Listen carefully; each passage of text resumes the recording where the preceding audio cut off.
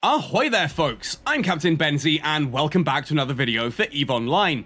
Now today's video is a bit of an unusual one, but it is one that I've had a lot of requests for. You see, when I cover ships on this channel, I tend to talk a little bit about the naming convention, where that name comes from, what it represents. There are some names of some ships as well that people don't like how I pronounce them, even though I'm absolutely certain that I am getting it right. I'm looking at you, Hyena and Mala, but we'll discuss those in future videos.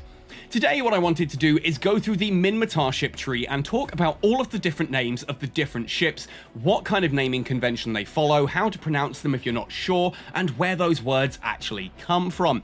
Hopefully you'll find this interesting. It's a little bit of etymology, a little bit of EVE Online in a wonderful geeky mix. Anyway, if you do enjoy this video, please let me know what your favourite ship name is down in the description down below. Not in the description, sorry, in the comment section. You guys can't write in the description. That's my job. But yeah, drop a comment down below letting me know what your favourite ship is, hit like on the video, and consider subscribing if you haven't already. If you do want to go the extra mile to help support me, well, we'll talk about that later on in the video. For now, let's open up the MINMATAR ship tree and talk about all of the different names. Oh boy, yeah, I'm totally not doing this video just to showcase that I've got Mastery 5 in every single MINMATAR cruiser and battlecruiser, with the exception of the Humble Tornado. So, let's jump right in. Starting at the Corvette and Frigate line, we're going to talk about the MINMATAR naming conventions, where these names come from, what they mean, and where we go from there. Before we get started, there are essentially three naming conventions that the MINMATAR Republic use, and this does twin in quite nicely with their tribal background. You see, the MINMATAR are essentially 7 tribes that originally were all on the one planet of Matar, hence MINMATAR. There were 7 tribes that came together, formed a republic, and then when the Amar swept in and stole half of them away, or actually about 2/3 of them away to be slaves, well, those tribes fragmented across space, and some of them have come back together into the MINMATAR Republic. Some of them have not. Notably the Thuka or Thuka tribe. I'm never sure how that one is pronounced. Brilliant start to a video, by the way. Hey, here's how to pronounce all these names and what they mean, but I don't know what this word means. Yeah, there's no precedent for the word Thuka. I've been told by this guys at CCP that it is Thuka, but I do hear some people say Thuka as well. So the 3 naming conventions that the MINMATAR follow tend to be weaponry and violence, we'll talk more about that later, predatory animals, and Nordic mythology. So with that, let's start with the Corvette. First of all, we have the Reaper. Nice and easy naming convention here. It's a weaponry related one. Reaper, as in like a scythe or even a grim reaper. Something that you use to reap or harvest. Going up into the main frigates, we of course have the Slasher. Again, weaponry related. We're talking about something that you use to slash someone with. Fits quite nicely with the Slasher being a fast maneuverable ship as well, because a slash is obviously a quick cutting motion. We then have the Breacher. Bit of an unusual one, this. It is technically weaponry related, but to breach something tends to be more violent and less melee. You'll notice that most of the weaponry related stuff in this is melee close quarters combat, whereas the Breacher, well, you talk about breaching walls, often with heavy artillery and things like that. You don't tend to talk about breaching something when you stab it with a melee weapon, so unusual one there. We then have the Burst. Again, this I would put under the weaponry related ones because you are bursting blood vessels, etc, etc. The Vigil is a bit of an unusual one here. It doesn't really fit into any of the other naming conventions. It's not a weapon, it's not a predator, and it's nothing to do with Norse mythology either. It is just an interesting word for an upright ship. I don't know why they went with Vigil for this one, but it is what it is. If we come up further, we have another unusual one, the Probe. This just doesn't really fit, and as much as I adore the Probe as a vessel, there's a big part of me that really wishes they'd gone with a better name for this one. It just doesn't really fit any of the naming conventions, and even worse than Vigil, it kind of stands alone as just this really unusually named ship that is not violent, it's not predatory, it's not Nordic, it's just kind of an outlier completely from the rest of the Republic. Then we have the Rifter. Now this is an interesting one, and this took me quite a bit of digging, and you actually have to go into some very old translations of the Poetic Edda to get this working. The Poetic Edda is Norse mythology basically written down. It's one of the main sagas in Norse mythology. And a rifter is essentially the term used for something that pierces the rift between the realms. So that's where that one comes from. It is one of the weaponry related ones, whilst also being on the Nordic side of things as well. At the Navy tier, we have the Visual Fleet issue and the Probe Fleet issue. We can kind of ignore those. It is worth pointing out at this level, though, that Fleet issue, you'll notice that it's the Caldari, Galente, and Amar Navy, but it is the Republic Fleet.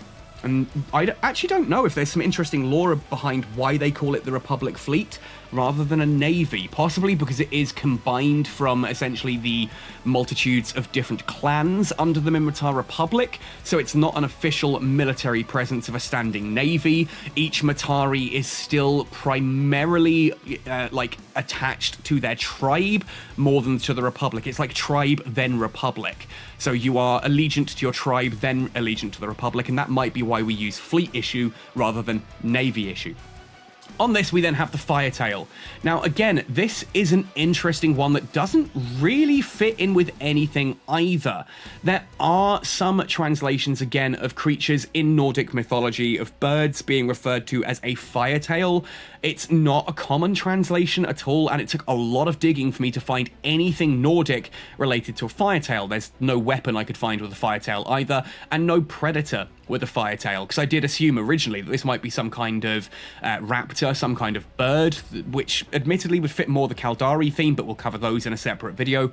Firetail I thought was going to be some kind of predatory bird, but it's not. It actually is more sort of a mythological creature under Nordic mythology, but only in very specific translations, so I kind of categorize this as an outside one.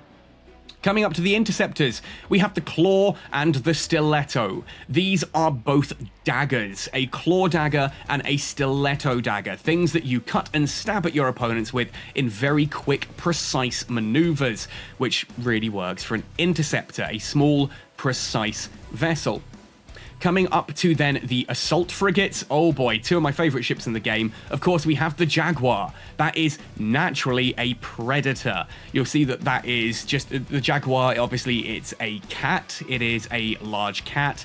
And that's a naming convention that does carry across into quite a few of the other MINMATAR ships.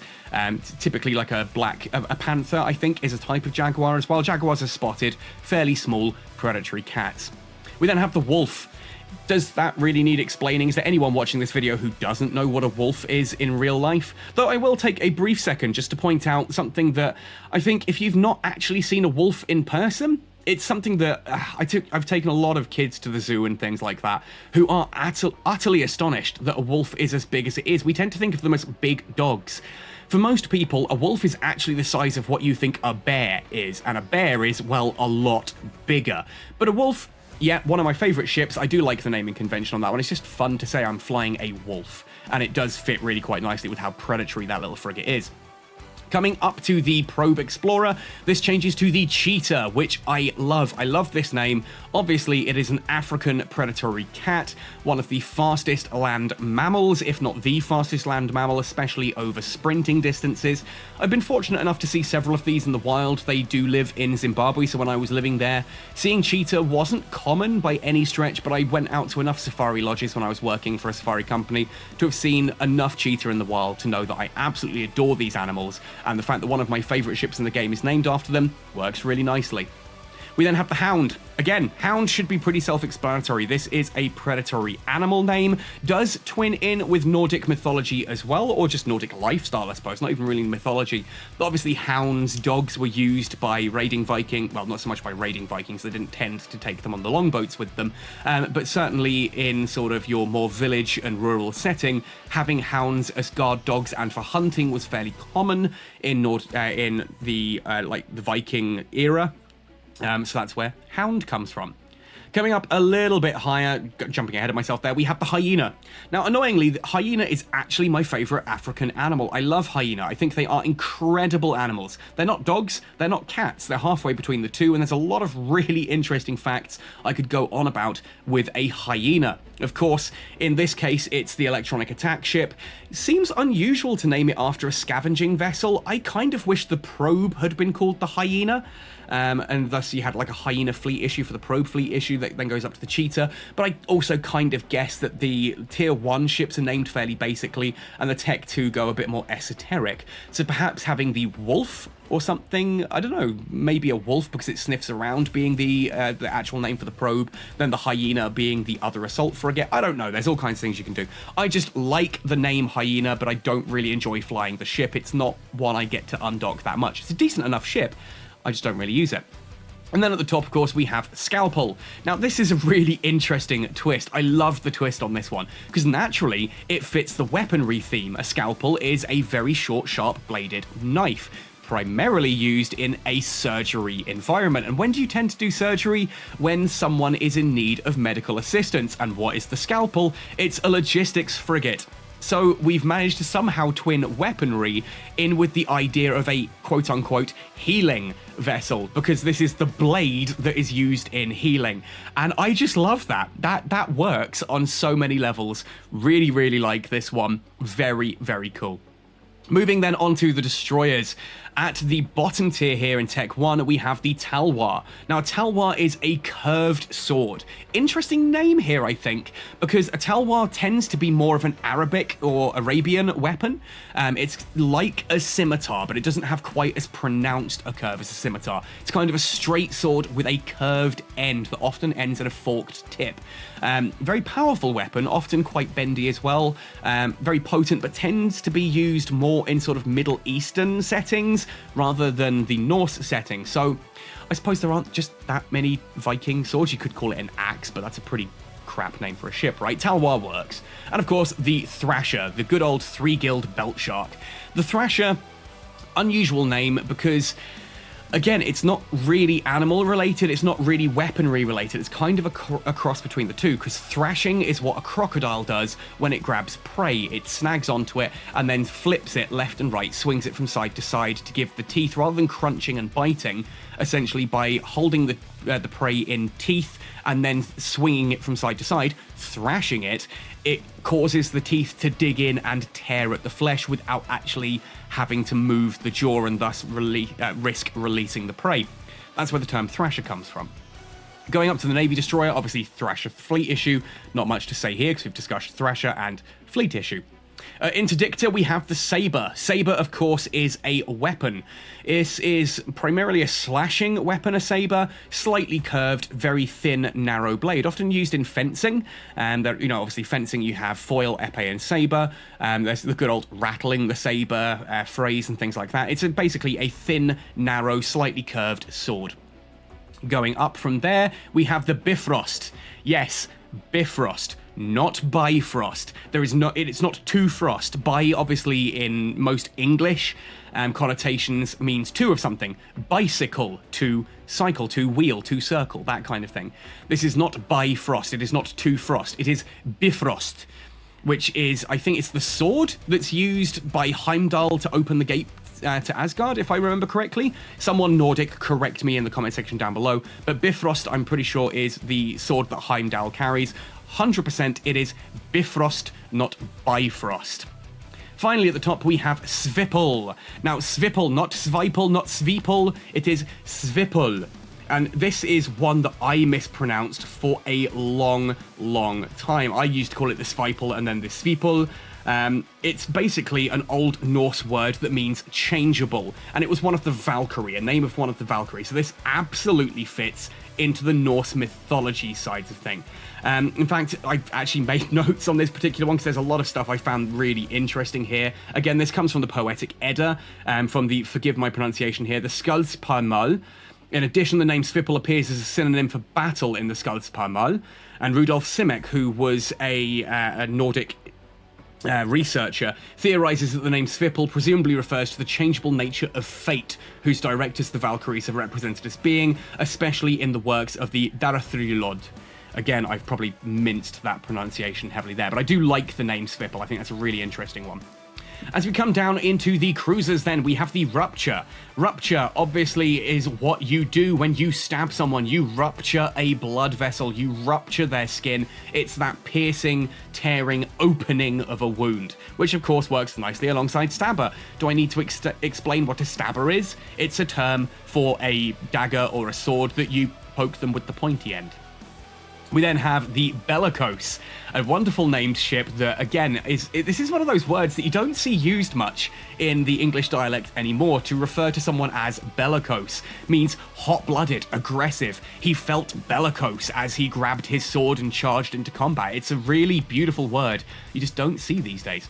Finally then, of course, the Scythe. Again, I quite like the fact that the remote shield boosting ship follows the weaponry name, but in a harvest thing. Scythes are not primarily combat weaponry, they're much more used in the sense of like gathering harvest or cutting grass, so it is kind of, it's a weapon in that it's a bladed object, but it's a much more positive, creative harvesting one that is there to support a community rather than to harm one. So it's a sharp-bladed weapon fitting that naming convention, but also referencing the fact that it is a logistics vessel.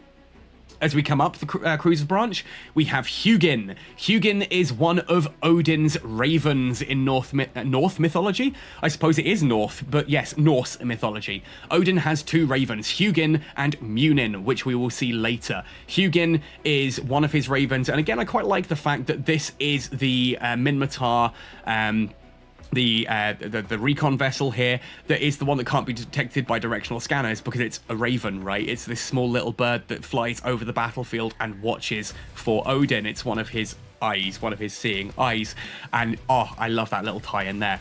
And then we have the rapier. Again, I've already talked about how a saber is a weapon used in fencing, so is a rapier. A rapier is a weapon that can be used for both thrusting stabs and for light cuts. It kind of goes both ways there. Coming up the cruiser branch, there's the Munin, the other one of Odin's ravens. I don't see why this one necessarily fits. It's an assault damage control. I kind of would have gone for something like a Fenrir or that here perhaps, rather than Munin, but I do like it. I still like it as a name. It's pretty cool. You know, anything that references Odin. So ravens are one of my favorite birds in general, but also just, I don't know. I just really, really like the imagery of a Hugin and a Munin flying alongside each other in a little PvP roam, and that's Odin's ravens going off and doing their thing. Of course, then we have the Vagabond. Now, Vagabond is traditionally a person who wanders from place to place without a home or job, often used to refer to someone who is just homeless, but also it theoretically, in more mythological senses, is someone who wanders doing tasks in the community, kind of your wandering hero, but not necessarily the good guy, kind of very much in it for themselves, kind of your anti-hero or just accidental hero, I suppose. Vagabond, as far as I can tell as well, does actually, as a word, have its history in Norse. It comes out of Old Norse and then moves into English from there. Again, works really nicely with the Thukka tribe heritage, that the Vagabond is something that wanders around, and the Thukka tribe are homeless. They don't have home stations per se. They tend to be wandering the Great Wildlands in caravans. So having their combat vessel be a Vagabond, this roaming warrior, really quite works. Coming up the tree then, we come to the Interdictors, the broadsword. Do I need to explain that this is a weapon? No, it's a big weapon. It's usually a one-handed weapon, a broadsword, but it's, you know, or a 1.5-hander depending on how you use it. Naturally, very thick blade, which gives it very hefty cutting, sort of almost an axe-like attribute when you swing it. Coming up to the logistics cruisers, we have the Scimitar, and disappointingly this one now breaks the naming convention that we saw with the Scalpel and the Scythe of a sharp weapon that is used primarily in sort of a supportive role rather than an aggressive one. Scimitar it's a curved sword primarily used in Eastern cultures, and it is very much an aggressive weapon, often being dual-wielded by the people who carry it. I don't know what I would have named that one as otherwise. I'm not good at naming stuff like this, but like you've got a scythe, you've got a scalpel. I don't know, I'd want something to be referencing like a bladed object or Norse mythology, maybe a Freya or something, because, you know, healing and I don't know. Finally then, the strategic cruiser, the Loki. Anyone who watches Marvel should have a brief understanding of what this is. Obviously, Norse mythology. Loki was the god of mischief and trickery, Thor's brother, forever living in his shadow. We don't need to go into the Marvel side of things here because obviously they play with that quite a lot. One of my favourite stories of Thor and Loki is when Thor gets his hammer stolen by the frost giants, and Loki basically devises a plan to get it back by getting Thor to cross-dress as a giantess princess, who then goes to marry the prince of the frost giants. And it's during the ceremony, just as Thor is about to kiss the bride, that he finally decides enough is enough, reaches for Mjolnir, which is put out on a table as kind of a way to bless the marriage, and then proceeds to crack everyone over the noggin with it. Norse mythology is wild, man. There's so much cool stuff going on in there. Coming down to battlecruisers then, we have the Cyclone. This is where we start to actually come into the fourth naming convention, which I forgot to mention earlier, which is aggressive weather. A cyclone naturally is another word for a hurricane or a typhoon. It is strong winds that moves in a circular motion, forms over water through spiraling air currents, and then picks up speed as it goes over water, loses it as it goes over land. Cyclones are used primarily to describe sort of these natural phenomenon in the Southern Americas, I believe it is. It's a cyclone when it hits like Brazil, areas like that. I think a hurricane is the northern hemisphere word for it, and typhoon tends to be more an eastern sort of Asian word for it. You know, you have a typhoon that hits, say, Malaysia or Singapore, whereas it's a cyclone that hits South America. I think, I'm not sure, please check with that. Of course then, the Hurricane. Hurricanes, big windy things. Also, my favourite battlecruiser in the game. I love the Hurricane, brilliant vessel, and I actually really like that name as well. Finally then, the Tornado for the Tech 1 battlecruisers. Tornado is obviously a very localized, swirling vortex of air that can do a lot of damage, primarily known for its sort of American Midwest connotations, with Tornado Alley being one of the world's largest instances of tornadoes. If you've ever watched Twister, you'll know what I'm talking about. Fleet issues, Hurricane and Cyclone, don't really need to talk about those. Come up then to the command ships. Claymore, gigantic two-handed sword, primarily used actually in Old Scots. Claymores were big two-handed swords that the Scottish Celts tend to use in combat. Obviously, you can't carry a shield or anything with this, so it's a very aggressive do-or-die kind of weapon. If you swing it and miss, then the guy on the other end is just going to stab you in the face because, yeah, they're big, they're hefty. I have actually swung a claymore a couple of times. I used to do swordsmanship. Not a fun weapon, not one I would personally ever recommend, but it's a very cool ship in Eve, right? Followed, of course, by the Sleipnir. Now, Sleipnir was Odin's six-legged horse in Norse mythology. Odin rides Sleipnir carrying his spear, big six-legged horse. Again, probably one of my favorite battlecruisers in the game because, well, yeah, it's just awesome. Who doesn't love a hurricane? And it's just a better version of the hurricane.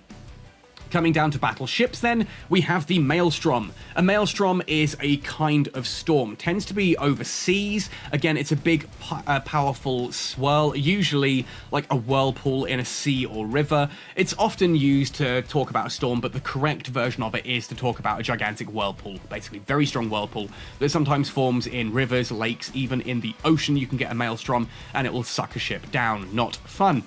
Tempest. Tempest, again, is a type of storm, or it is a word for a storm at least. Obviously notable for Shakespeare's The Tempest play, which, yeah, is not one of my favourites, but a tempest is basically just a violent storm. And then we have a typhoon. Typhoon, again, big storm, hurricane-style supercell that forms in the southern hemisphere, primarily in southeastern Asia is where we use the word typhoon. Then, of course, Tempest Fleet Issue and Typhoon Fleet Issue before we come up to the Panther. Panther takes us all the way back to our different, predatory animals, and it continues the theme of cats. Panther, big black cat. And I really like the fact that the Black Ops ship is named as a panther because a panther is primarily an ambush, sneaky predator. It slinks through the darkness, gets close to its prey, then pounces at the last moment. And what does a Panther Black Ops battleship do? Exactly that. It sneaks around undetected, then just decloaks and blaps something. That's exactly what it's there for. Now, Finally then, on the battleships, we have the Varga. Now this one comes directly from Old Norse, Varga, Proto-Germanic Vargas. This was the the singular, I can't read my own notes here, singular for Vargs, nominative plural of Vargar. This is used to denote either a wolf or an ill-tempered person or a hot-headed person. So it does have the Nordic mythology twin there, plus technically also fitting into the predatory animal in that it is a type of wolf. Probably akin to what we in perhaps more European culture would know to be a dire wolf. Big wolf in Nordic mythology would be a Varg, and therefore the collective of that is the Vargur. Anyway, moving onwards then, we come to the Naglfar. Now this again, obviously you can probably tell from the name, comes straight out of Norse mythology. Now Naglfar or Naglfari is a nail farer. It's a boat made entirely from the fingernails and toenails of the dead. Isn't that delightful? Basically, during the events of Ragnarok, Naglfar is foretold to sail to Vigrither, ferrying hordes of monsters that will do battle with the gods. It's attested in the Poetic Edda, which we've talked about already, which is a work that comes from the previous Prose Edda, composed in the 13th century. The boat itself has been connected by scholars with a larger pattern of ritual hair and nail disposal among Indo-Europeans. Yeah, lovely. Big boat full of monsters made from hair and toenails of the dead. Lovely. Moving up then, we have the Valraven. This, of course, is a fairly new ship to EVE Online. This is the new Lancer Dreadnought, and it's from Danish folklore. Again, this is Norse folklore. Valraven literally means Raven of the Slain. It's a supernatural raven that appears in traditional Danish folk songs, where they're described as originating from ravens who consume the bodies of the dead on battlefields. They're capable of turning into the form of a knight after consuming the heart of a child, and alternatively a half-wolf and half-raven creature in various different aspects and the stories. Oh, isn't just Norse mythology full of wonderful, delightful things? Yeah, basically supernatural ravens that can turn into knights if they eat the heart of a child. Lovely. Coming up to the carrier size here, we have, of course, the Hel. Hel is a Norse goddess who basically takes over the underworld. Not really that much to say here. It's been a long time since I read through a lot of this. But yeah, Hel is the bad place you go to when you are not a good person in Norse mythology. I suppose, interestingly, it is where the concept of modern hell comes from in Christianity. That's not a word that actually appears in the original translations of the Bible. It is a word that comes originally from Old Norse into Old English, and then when Christianity takes over and decides it wants to try and, translate into local dialects, hell is the word that gets used for the bad place you go when you die if you're a bad person. We then have the Nidhogger. Now, Nidhogger, which again should technically, if we're going into the Nordic pronunciation, the D there should have that little cross over the top of the branch, making it a Nith rather than Nid. Or I suppose the H does help with that. And then it should be an O with an umlaut above it. So you're looking more at a pronunciation, something similar to Nidhogger, if I'm pronouncing that right. Again, I am trying to learn Icelandic, but my apologies if I'm butchering it. That literally translates as Malice Striker in Old Norse. It's a dragon who gnaws at the root of the world tree Yggdrasil.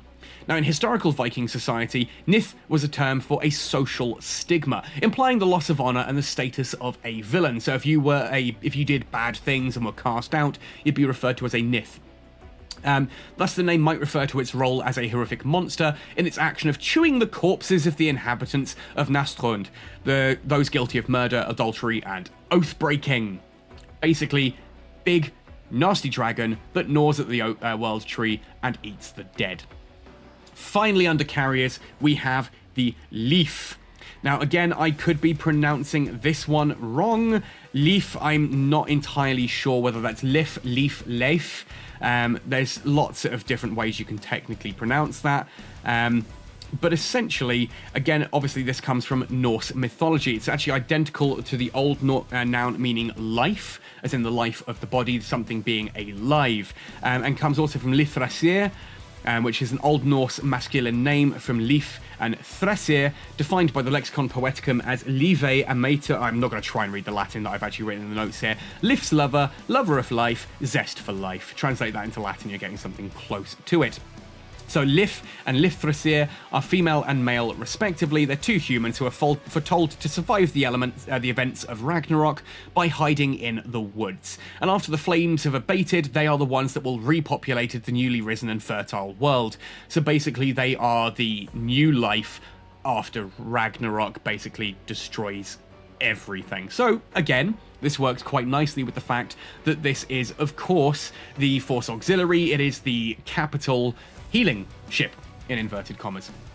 For the Titans, should need no introduction, Ragnarok. It's the biggest ship that the MINMATAR produce. It's a Titan. Ragnarok is the end of the world, foretold by Fenris eating the sun, and then Fenrir, sorry, going to 40k there, Fenrir eating the sun, and then Midgårdsormr, the world serpent, finally stops eating its own tail, rises to the surface, and does battle with the gods. Thor strikes it down with his hammer, but not before getting envenomed by this gigantic world serpent, and Ragnarok basically destroys the entire world, and it's Lif and Lifthrasir who then have to repopulate the world after. Big Nordic apocalypse. Finally then, let's come along the lower branch here. We don't need to talk about a MINMATAR shuttle, it's obviously why that's called that. Under the haulers, we have a Hoarder, we have a Mammoth, and we have the Reef. Now, the Hoarder, it's just a name for a transport, right? You hoard things in it. There's no real symbology or anything here other than the fact that the word hoard enters the English language through Old Norse. That's your closest thing to a tie-in you're getting there. A mammoth, obviously, big, heavy, elephant-like creature that lived prior to the previous Ice Age, have been extinct actually not all that long. I think we think of mammoths as being thousands upon thousands upon thousands, if not millions of years ago. They're not. They were actually alive at the same time as the Aztec Empire, which is quite surprising if you weren't aware of that. But yeah, mammoth, big, slow, heavy thing, right? So, name for the hauler. Finally, Wreath. Now, I have no idea why this ship is called a wreath. Like, to me, a wreath is the thing that you put on your door over, like, the Christmas festive period, which, yes, originally do come from the Norse culture. It's not a Christian thing. This is why, again, I talk about the whole Christmas thing, like when people get really upset that, oh, you say happy holidays. Yeah, I say happy holidays because there's like 7 different festivals happening here, and most of the stuff that Christians use to celebrate Christmas comes from all of these other things like Saturnalia and Yuletide and so on. And so a wreath, as an example of this, is something we put on our doors at Christmas, but it's not to do with Christianity at all. It is very much a Nordic thing originally that came across, and they were used to essentially be put on doors to I think to ward away spirits or something like that. I don't honestly remember. I should have written some notes on this one. But yeah, it comes from Middle English of wreath, Old English ritha, which comes from Nordic reth. So yeah, there's that there. They were used in ancient times. I've just pulled up my phone here quickly. Trying to see if there's anything here about the Nordic versions. They kind of come from all over the place, but the word wreath enters into Old English from Norse. It doesn't actually say what they were originally used for. But why would you call a hauler a name that means a ring of flowers, holly, and other sort of spices and herbs and that? It doesn't make sense for a hauler to me. Unusual name. Coming up then, we have the Prowler. Prowler works quite nicely, both with the fact that this is the blockade runner. It is naturally the cloaky hauler. It prowls through space. It's kind of going with the predatory theme. Predatory name for a hauler seems unusual, but it does make sense under that whole covert operations sense of things there, that it goes cloaked through enemy territory. Finally then, Mastodon. Mastodon, obviously following on from Mammoth, is the word used for big, gigantic elephant things. Also, the social networking website that's kind of taking over from Twitter since Elon Musk took over. But yeah, basically, Mastodon is from mastos, meaning breast, and odoous, tooth. It's a type of mammoth, basically, native to North and Central America, from the late Miocene up to the extinction at the end of the Pleistocene. So looking about 10,000 years ago. The Mastodon went extinct. Big creature. Think of just a gigantic elephant, basically. Moving along then, finally to the freighters, we of course have the Fenrir, named after the gigantic wolf in Norse mythology.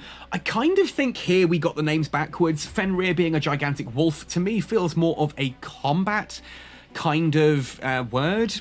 You know, a combat kind of name, whereas Naglfar being the ship that carries things, being made from the bones of the undead, whilst it's metal as all hell calling something the Nidhogger, not Nidhogger, sorry, the Naglfar.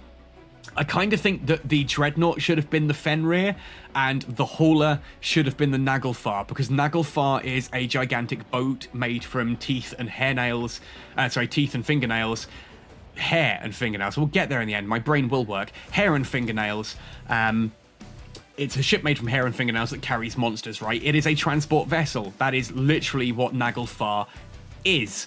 So calling the Dreadnought Naglfar, I kind of think the Hauler should have been Naglfar, and the Dreadnought, called Fenrir, after the gigantic wolf that eats the sun, should have been the Dreadnought. Maybe that's just me. Anyone want to start a petition to get some of these names swapped around so they make a bit more sense? Finally then, we have the Nomad. Nomad is the jump freighter. A nomad is someone who travels and again is without a home. So it's kind of like another word for a vagabond, but with the less heroic kind of leanings to it, whereas a vagabond is more like a traveling warrior. A nomad is just a traveler. It's a person who has no home and travels, tends to have more of a trade emphasis, which kind of makes sense with a jump freighter, right? And it fits in nicely with that Thucker tribe idea that they don't really have homes. They travel around in these gigantic caravans that drift through the Great Wildlands. So that kind of makes sense. And so there you go. Those are all of the MINMATAR ships that exist on the current tech tree. I'm not going to go through all of the different like Alliance Tournament and things like that, just the common ones here. Most of them are Norse mythology, weaponry-based, violence-based, or predatory animals. There are a few in there that are storms as well. Would be nice to maybe see a few more storms, because the storms only really use large weapon. No, it's battlecruiser and above, isn't it? I'm about to say large weaponry only, but no, you've got the Cyclone and the Hurricane are both medium weapon battlecruisers. So yeah, storms, weaponry and violence, Norse mythology, and predatory animals. Now, if I have butchered any of those Nordic translations, my sincerest apologies. I'm trying to learn Icelandic, but I am getting there slowly. Should you go Mastery 5 like I have here? No, not really. The skills for Mastery 5 are pretty pointless. I've just kind of run out of things to skill into, so this is what I'm doing, and I'm now currently, the skill up here you'll see is Large Autocannon Specialization, so that I can start ticking this one off, and half of these will tick through as well, because that's all that's missing there. Anyway, that's been it for today's video. Let me know which of these names is your favorite. If you think I missed any sort of links or references here, let me know in the comment section down below. And if you do want to help support the channel, if you enjoy the content I put out, please consider supporting me on Patreon or on PayPal, just by sending me a small donation to buy me a cup of coffee to keep me energized to make some more of these. And if you did enjoy this one, do stay tuned, subscribe to the channel for more. I will go through the Galente Federation, the Kaldari State, the Amar Empire, and then eventually all of the pirates and the other factions as well, just to talk about all those different names. Anyway, folks, you have been wonderful to sit with me here for basically 40 minutes talking about the names of the MINMATAR ships. Happy sailing, and see you in New Eden!